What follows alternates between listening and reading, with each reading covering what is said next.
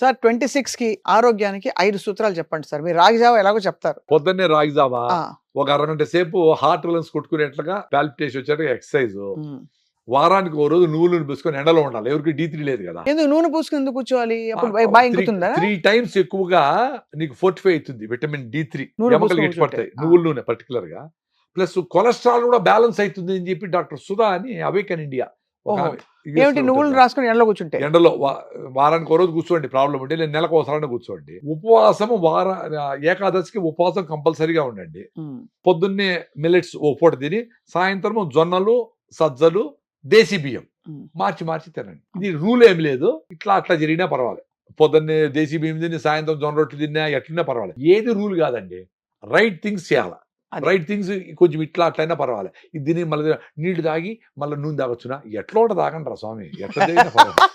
అన్ని డౌట్లు పెట్టుకొని పెద్ద టెన్షన్ అయిపోతాం సార్ అసలు బ్రెయినే పెద్ద టెన్షన్ సార్. అవును, కరెక్ట్. నిజంగా అసలు వరి అవుతూ అంటే అదే దానికి అందుకే చిన్నగా మీరు టెస్ట్ చేసి చూసుకోవాలా. నేను ఇప్పుడు నీళ్లు తాగినాక బాత్రూమ్ పోదాం అనుకునేవాడిని. హ్మ్. కొన్నేళ్ల ముందర దానికి దీనికి సంబంధం లేదు అనుకున్నా, దానికి సంబంధం ఉందా.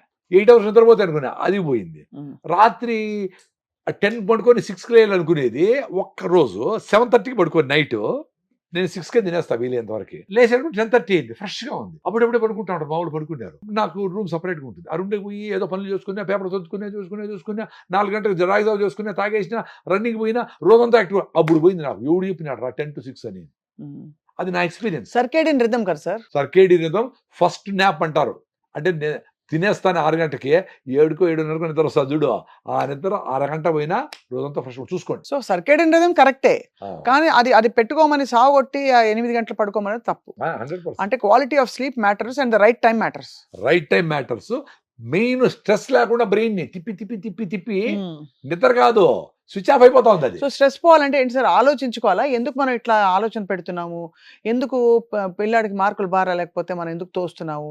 ఎందుకు పాపను ఎందుకు పొద్దున్నే లేపి సావగొడుతున్నాము? ఇవన్నీ ఇట్లా. ఇప్పుడు నేను కలిసి వచ్చిన ఒక ఫ్యామిలీని, ఆమె ఏం చెప్తా ఉంది, మా హస్బెండ్ కోసమని నాకు షుగర్ వచ్చింటే నేను మిల్లెట్స్ తిన్నా, నాకు బాగా అయిపోయింది.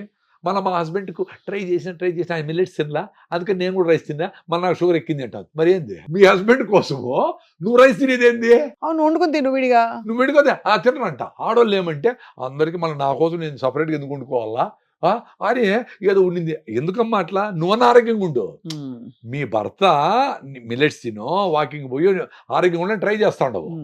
ఆయన కాలా, నువ్వు అనారోగ్యం పాలయ్యేది కరెక్ట్ ఎట్లయితుంది? ఇది స్ట్రెస్. రాగి ముద్ద చాలా బాగుంటుంది, అదొక డెలికసీ అయిపోయింది, ఒక స్పెషాలిటీ. 300 కదా రాగి ముద్ద. 300 తెచ్చి మంచి ₹20 రాగి ముద్ద. దాంట్లో కూర ఇస్తాడు. అది తినేస్తే సాయంత్రం ₹20 గడిపేయచ్చు రోజు. కర్ణాటక పోతే రోడ్డు మీద ఫ్రెష్ గా చేసి ఆమె తల్లి మహాతల్లి తీసుకొచ్చి పెడతాది. ముద్ద ₹20, 2 ముద్దలు ₹30, 2 తీసుకుంటే ₹10 తక్కువ. సో అందుకే ఎవరు సంపాదన పోదండి. రాగి ముద్దలు తినేసి, జొన్న రొట్టెలు తినేసి హాయిగా రోడ్డు తిరుక్కొని కేబీఆర్ పార్క్ లో నడుచుకొని హాయిగా గడిపేయండి. పని చేయొద్దండి. ఎందుకు చేయాలా? స్ట్రెస్ తో ఏడుస్తా పని ఎందుకు చేయాలా? సూపర్ గా చెప్పారు సార్. అసలు కానీ అంటే వింటే చాలా మందికి రెవల్యూషనరీగా అనిపిస్తుంది, కానీ మీరు అన్న ఎసెన్స్ అర్థమైంది. తిట్టుకుంటూ చేసే పని దానికి అసలు ఒక సార్థకత లేదు. అందుకని నీ తృప్తి కోసం కాదు, ఎదుటోడిని, మీ ఫ్యామిలీని, ఎవరినో వాళ్ళని సాటిస్ఫై చేయడానికి అప్పు చేసి కారు కొంటాడు, వీలు కొంటాడు, బూజాకపోతాడు. నీకోసం కాదు అది. బాడికి ఇంట్లో ఉండిన రోజులు హాయిగా వాడు ఫోన్ చేస్తే వాడు వచ్చి రిపేర్ చేశా, ఓనర్ వచ్చి. సొంత మిల్లు కట్టుకునే కాటికి అమ్మా ఇది కారా, అది కారా, ఇది రాలా, వాటర్ రాలా, ఎలక్ట్రికల్ గిల్లు చచ్చిపోతా ఉంటాడు.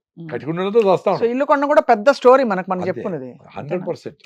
ఇల్లు ఎక్సెస్ మనీ ఉంది అని అప్పుడు కనుక్కొని మంచిగా దాంట్లో ఎంజాయ్ చేద్దాము, డబ్బులు ఎంతైనా ఖర్చు పెడదాం అనుకునేవాళ్ళు. అంతేగాని అప్పు చేసి ఈఎంఐలు కట్టలేక అంత పెద్ద ఇంటి కొని ఆ ఈఎంఐల కోసమే ఇంకా 20 ఏళ్ళు పని చేయాలనుకునే స్ట్రెస్ తో చచ్చిపోతా ఉంటారు అందరూ. చాలా గొప్పగా చెప్పారు సార్ ప్రసాద్ గారు.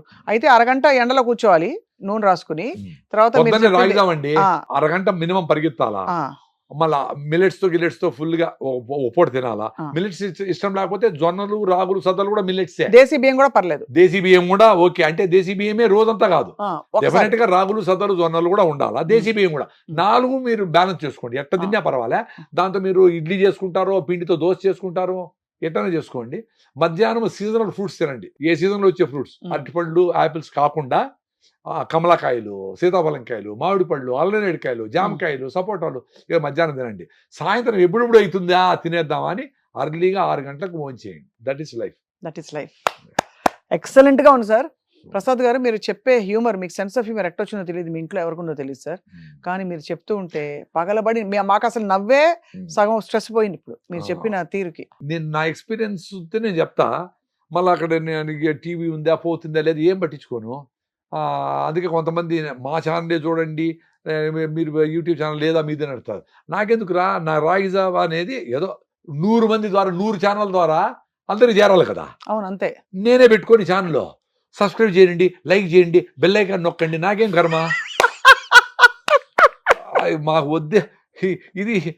నాకు అసిడిటీ పోయింది, అల్సర్ పోయింది, బాగా బతికి బయటపడినా ఎండోస్కోపీలో ర్యాంటీన్లు లేకుండా.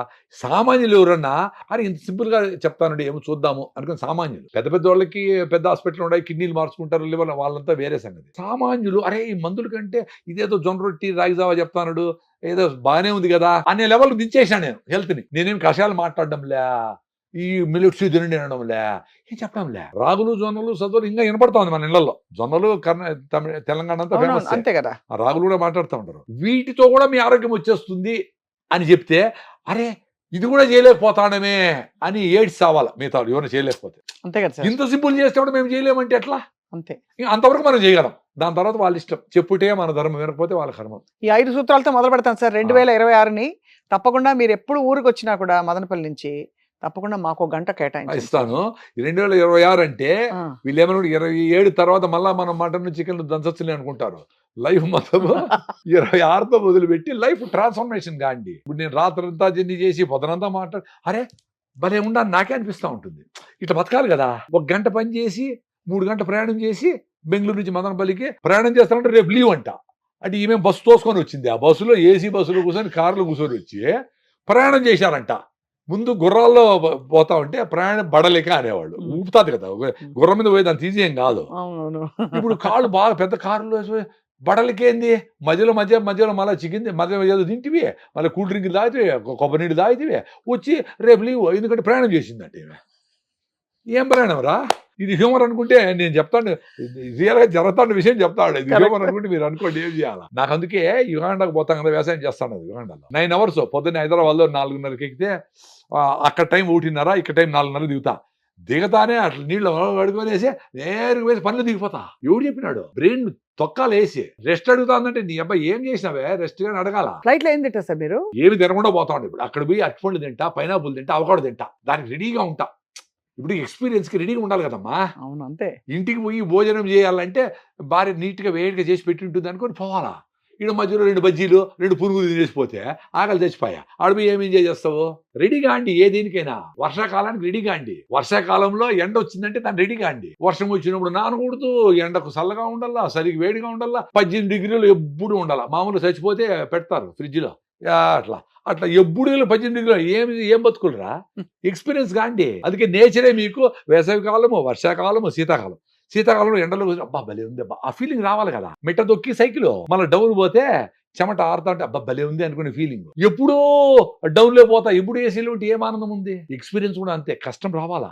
అరే ఇట్లా సాల్వ్ చేసుకోవాలి, ట్యాప్ లీక్ అవుతా ఉంది, దానికి వాషర్ మార్చి అరే భలే అట్లా చిన్నవి హ్యాపీగా ఉంటాను నేను. మా ఇంట్లో అన్ని నేనే చేసేది. నేను నిక్కర్ వేసుకొని తొట్టి నేనే దిగుతాను. మా పిల్లలు ఎవరు ఎక్కలేదు, దిగలేరు. నేనే దిగి కడిగి అమ్మ క్లీన్గా ఉంది. హ్యాపీనెస్, సింపుల్గా వచ్చే హ్యాపీనెస్ ఇవన్నీ. అట్లా బండికి పంచర్ కావాలా, పంచర్ వేయాలా, అప్పుడు పోవాలా. అట్లా లైఫ్లో కష్టాలు. కృష్ణుని కూడా కుంతీదేవి లాస్ట్లో కృష్ణ ఇన్ని రోజులు మమ్మల్ని కాపాడినావు, నా కష్టాలు ఇవ్వద్దని చెప్పడంలే. కష్టాలు వచ్చినప్పుడు నువ్వు ఉండి మాకు మార్గదర్శనం చేస్తావు, మాకు ఆలోచనలు మంచిగా ఉండి సాల్వ్ చేసుకునే శక్తి అని అడిగింది. అట్టుండాలి. కష్టం రాకూడదు స్వామి అని దేవుని అడిగేది కాదు. కష్టాలని ఎట్లా సాల్వ్ చేసుకోవాలో నీకు 100 ఆపర్చునిటీస్ ఉన్నాయి సాల్వ్ చేసుకునే దానికి.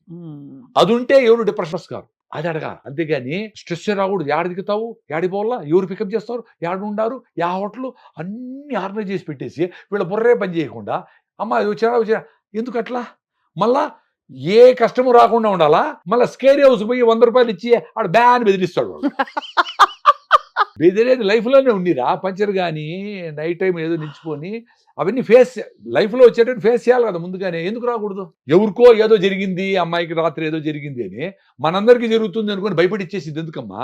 అంతే కదా సార్. నీకే నువ్వు తీసుకుంటావు, నీ జాగ్రత్తలు నువ్వు తీసుకుంటావు.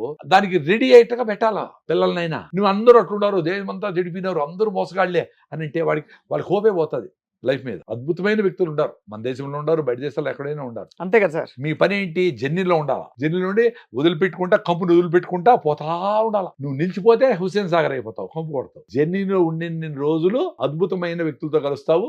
దాంట్లో జల్లెడు పడితే అందరు రాలిపోతారు, జాతిరత్నాలు మిగలుతారు.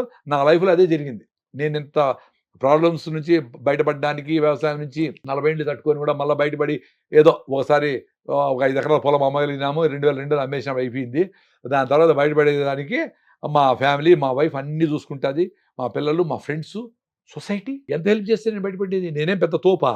నిజాయితీగా ఉంటాం, మా ఫ్యామిలీ కరెక్ట్గా ఉంటారు, మోసం చేయరు అనే తప్ప ఇంకేమి లేదు. మా ఊర్లో మా బంధువులకి అందరికీ ఉన్నట్లు పెద్ద పెద్ద ప్రాపర్టీస్ ఏమి లేదు. మేము వ్యవసాయమే. దాన్నే ప్రేమగా, గౌరవంగా 100 మంది మనుషులతో, వర్కర్స్తో కలిసి 40 ఏళ్ళు జర్నీ చేస్తే అప్పుడు తపస్సు అనేది అదే. తపస్సు చేసినాము, రాయినైనా కాకపోతే రామపాదం సోకగా అంటే అన్నేళ్ళు అహల్య వెయిట్ చేస్తే ఆమెకి ఏదో రాయి. అట్లా అందువల్ల ఏ పనైనా గౌరవంగా చేయాలా. మీరు యాంకరింగ్ చేస్తా ఉంటారు, ప్రేమగా గౌరవంగా చేయాలా.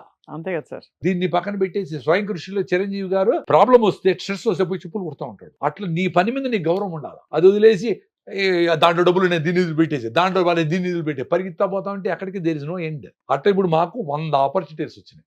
అగ్రికల్చర్లో హండలు పోవచ్చు, హెర్బల్స్ చేయొచ్చు, ఇంకోటి చేయొచ్చు. అట్లా రకరకాల బ్యూటిఫుల్ పీపుల్ అందరినీ పుల్అప్ చేయగలిగిన. That is the beauty. అంతే కదా. When you flow you will get beautiful people. అన్ని కలుస్తాయి. నిలిచిపోతే నాకు జరిపింది కదా, నిలిచిపోతే అయిపోయినట్లే కదా. Beautiful sir. నా లైఫ్ గురించి చెప్పినా మీకు. నేనేమి ఎక్కడి నుంచి తీసుకొని చెప్పలా. యాజ్ ఐ మూవ్ అయ్యే కొద్దికి ఇప్పుడు ఎక్కడో పోయినా గుండ్లపోచంపల్లికి ఎవరో గుర్తుపెట్టారు, ఎవరితో పోయినా వాళ్ళు గుర్తుపెట్టారు. వాళ్ళ ఇంటికి పిలిచిపోయి ఆ అబ్బాయి ఇక్కడికి వచ్చి డ్రాప్ చేసిపోయినాడు నన్ను. వాళ్ళ వైఫ్ నాకు పెద్ద ఫ్యాన్ అంట. ఆ అమ్మాయి ఎందుకు పెట్టి నాకు పెట్టి మరి ఏంటి ఇంత చేస్తా ఉన్నా అంతే సొసైటీకి. ఇవన్నీ నథింగ్. నాకు సొసైటీ చేసినంత పోలిస్తే నేను చేసే సొసైటీకి నథింగ్. చాలా మంది అంటారు, సార్ మీరు అన్ని పోయి బలి చేస్తా ఉన్నారు. ఒరే నాయన, సొసైటీ ఎంత చేస్తా ఉందంటే నాకు ఆ చెట్లు, గాలి, మనుషులు ఎంత హెల్ప్ వస్తుంది. సొంత లాభము కొంత మానికి, పొరుగు వానికి సాయపడే గురజాడు గారు చెప్పింది. కొంత మానుకుంటే చాలు, నీకు అంత హెల్ప్ వస్తుంది. ఆ కొంచెం మానుకుంటే చచ్చిపోతారు వీళ్ళు. ఏమో అని కొంచెం మానుకుంటే your personality will be beautiful, your life will be excellent. Wonderful message sir, and wonderful sharing. మీకు నమస్కారాలు. Thank you very much. మీకు కూడా నమస్కారం.